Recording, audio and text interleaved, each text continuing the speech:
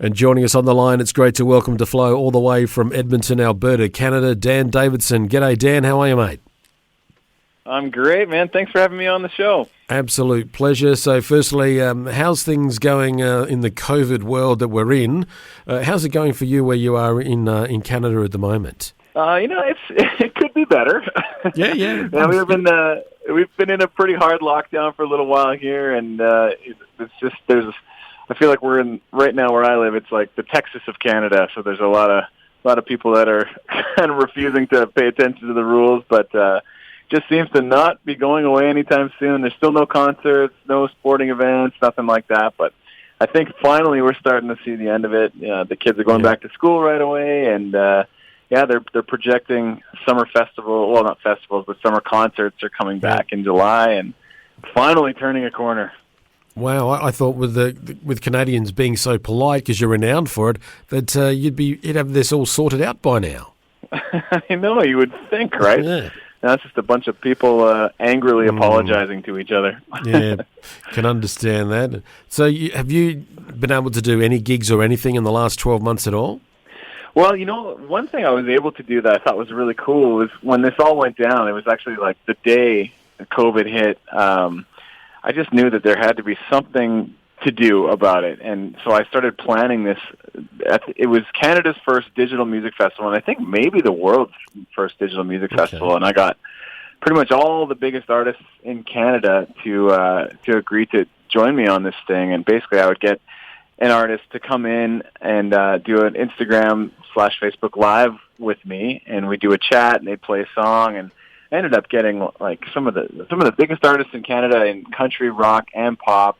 And we raised about $55,000 for a charity called Unison, which supports people in the music industry that like the techs and the crew members and the people that are losing their income completely over the last year. So that was really cool. And it was one other interesting show that I was able to put together. We did a hotel show. So we sold.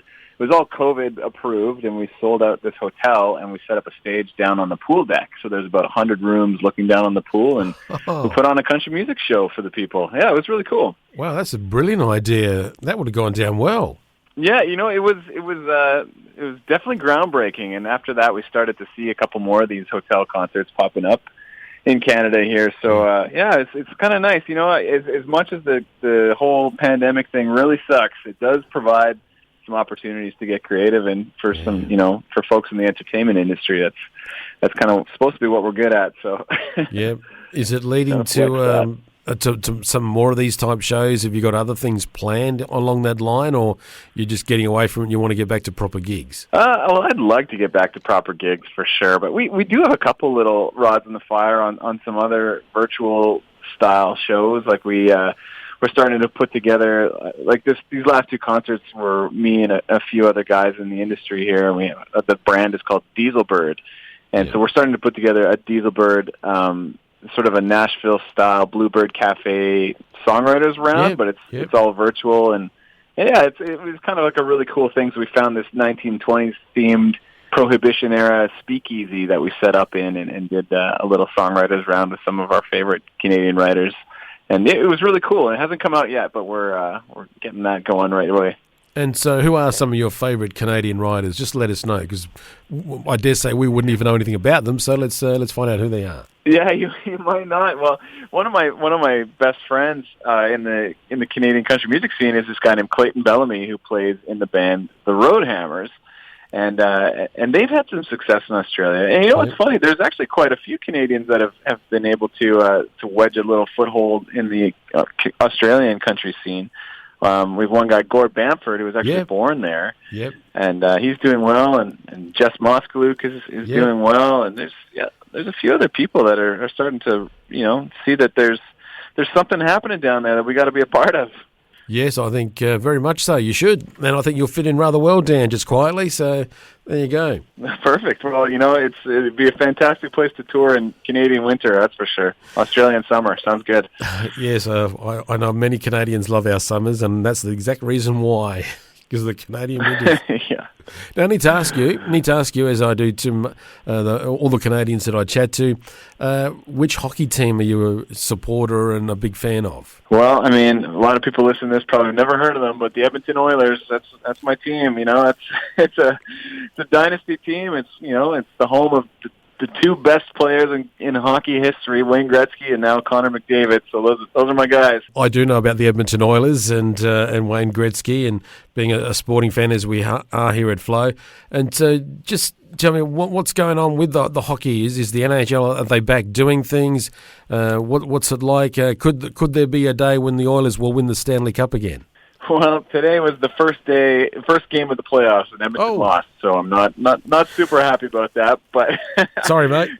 I think they are playing, and it's really cool how they do it. Like when you're watching the games, they pipe in like crowd sounds and stuff, and they time it so the crowd seems to react to plays. And when you're watching it on TV, it's sort of convincing that there's people there. But it's they've been playing to empty arenas for about a year now, and it's interesting. But you got to make do. I'm just happy to be watching it again. Yes, well, fingers crossed for the Oilers, mate. So they're one of the favourite teams we have here as well. So good luck with that. Appreciate it. Perfect. So Dan, your new song, it's called "Roll With It," and it's featuring the Roadhammers, who you mentioned a little while back.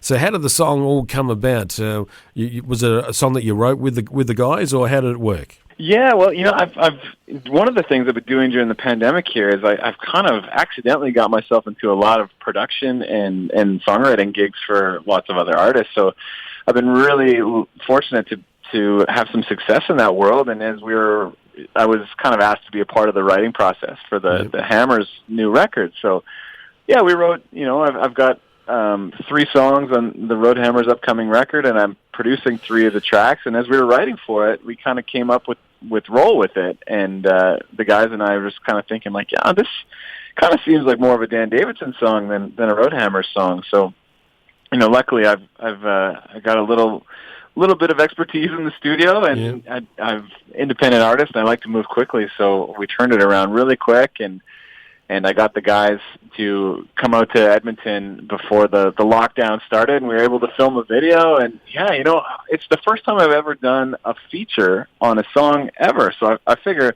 what better time to make it my first Australian release than to do it with my good friends, the Roadhammers. Wow, this is your first Aussie release. Excellent, great. Yeah, it's pretty exciting. It's this is one of my very first Australian radio interviews, to be honest. Yeah. So I'm really excited to try and make some ground down there. I'd love to see Tamworth Festival in 2022. I think that's one of the things that's on my bucket list. Well, you better make your booking now, because otherwise you're going to be sleeping with your swag out in the paddock. So I can handle that, I think. Yeah, it won't get that cold for you. You'll be right. You'll be fine. Exactly. And listening to the song, Dan, it just keeps a good beat going. It's a smiley, happy song, and it's like it's telling us that bad things happen, but keep going, because if you just go along, good things are going to come your way. Yeah, that's exactly it. I just figure, like, what better anthem for 2021 than a song that just kind of helps you keep a smile on your face through all the terrible things. It's all about grinning and bearing it, and finding your way to the light at the end of the tunnel. And there's always light. So it's I think it's the right time for a song like that. Is it leading to more? Is there an album or something in the works at the moment? What's funny? Like, I love albums, and I grew up loving buying a physical album and reading the liner notes and just studying it. But there's just not as much point to it right now, at least in North America, because it's just not, like, the only way I sell them is really at shows. So I'm just kind of doing singles until I hit 5 or 6 singles that are out, and then I'll put them together and put out an album. It's it's kind of one of those things where it's like I miss the romanticized EP, the record, but I'm trying to do it when I can, when it makes sense to. But no real plans for the actual EP yet. Probably maybe towards the middle of fall. Okay. Yeah, well, I grew up the same with albums and reading them, and that's what you would do, and I just love it, and so I do miss it a bit, and that's just when everything's so digital. And yes, they say you can get the digital booklet, but it's not the same as holding it in your hand and doing that. And I love the old vinyl and got the record collection to reflect that love. But I just miss all that. I sort of long for it in some ways, but I understand, but I do miss it. Yeah, me too. And I think that's why I try and spend so much time on the video side of things these days, is because I feel like back in the day when you're holding a record, you started to be able to get the feeling for who the band is, and you started to understand them a little bit more. And so now I feel like the way that I'm achieving that is doing these music videos where I'm doing something kind of crazy and wacky and just trying to make people smile and communicate a little bit of personality. I think that's what people really grab onto in the end. Absolutely, you did right there. That's exactly what they do. Well, Dan, I'm just looking at your website here, dandavidsonmusic.com, and looking through the merch section, and there's some pretty cool merch that you've got on there, and there's a women's T-shirt in the perfect colour purple that my wife loves purple, and if she saw that, she'd be clicking on add to cart right now, so I can, yeah. Is that the one with the moose on it? It's the most Canadian country music shirt you can buy, so that's the one. All right, I'll let her know that as well. And I'm just looking at the one that might be the whiskey talking, so that could be an interesting thing too. All righty, well, Dan, it has been great chatting to you. Thank you so much for spending time with us today on Flow. I look forward to some future conversations with new music that you get out over the next few months, and hopefully we will get to see you down under for Tamworth or even just any other show. You'll love it when you get here. You really will. I think the fans are going to absolutely adore your music and what you give to us. So, Dan, thank you so much for spending time with us. Please stay nice and safe where you are, and hopefully things will open up for you soon. Your song's ready to roll. If you could please introduce it for us. Sure. Well, thanks. First of all, thanks so much for having me again, Clayton. It's been really cool, and really looking forward to the next time we chat. So my name's Dan Davidson. I'm from Edmonton, Alberta, Canada, and this is my new song, Roll With It, featuring the Roadhammers on Flow.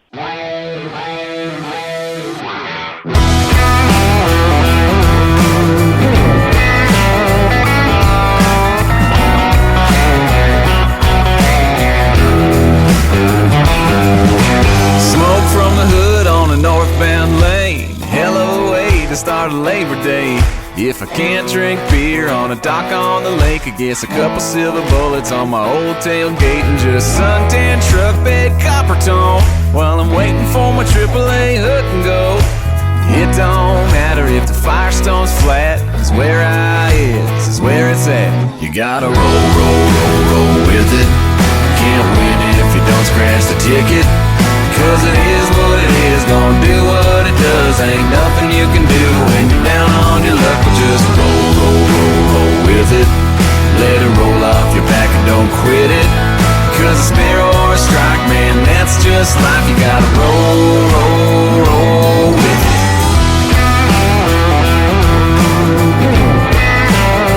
You gotta roll with it.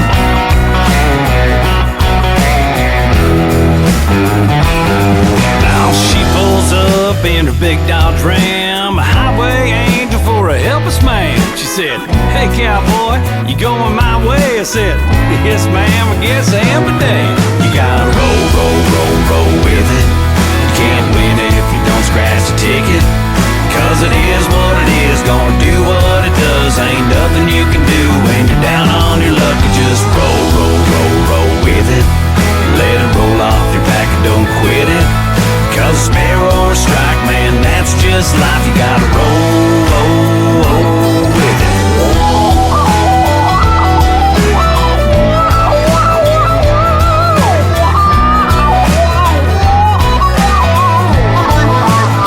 Well, sometimes it's an uphill both ways, barefoot. Yeah, it's a hard road. Sometimes it's a payday, numbers coming up, 649 lotto. So here's the motto. You gotta roll with it. You can't win if you don't scratch the ticket. 'Cause it is what it is, gonna do what it does. Ain't nothing you can do when you're down on your luck. But just roll with it. Let it roll off your back and don't quit it. 'Cause a spare or a strike, man, that's just life. You gotta roll. Sometimes it's an uphill both ways, barefoot. Yeah, it's a hard go. Sometimes it's a payday, numbers coming up, 649 lotto. So here's the motto. You gotta roll